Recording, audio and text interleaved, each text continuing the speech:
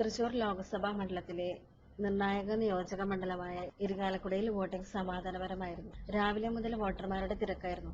ഇരിങ്ങാലക്കുട ടൗണിലും boys, girls, Don Bosco, saint Mary's തുടങ്ങിയ സ്കൂളുകളിലും വോട്ടർമാരുടെ നീണ്ട നിരയായിരുന്നു. സ്ത്രീകളും കന്യാസ്ത്രീകളും അടങ്ങുന്ന വോട്ടർമാരുടെ നിര വോട്ടിംഗ് ബൂത്തിലെ ആകർഷണമായിരുന്നു. വോട്ടിംഗിന് ശേഷം ജോലിക്ക് പോകേണ്ടിയിരുന്ന ആളുകൾ നേരത്തെ എത്തിയതുകൊണ്ട് രാവിലെ വലിയ തിരക്കായിരുന്നു. UDF സ്ഥാനാർത്ഥി PC ചാക്കോ, LDF സ്ഥാനാർത്ഥി CN ജയദേവൻ ഇരിങ്ങാലക്കുടയിലെ വിവിധ തെരഞ്ഞെടുപ്പ് ബൂത്തുകൾ സന്ദർശിച്ചു. അനിഷ്ട സംഭവങ്ങളൊന്നും ഉണ്ടായില്ല.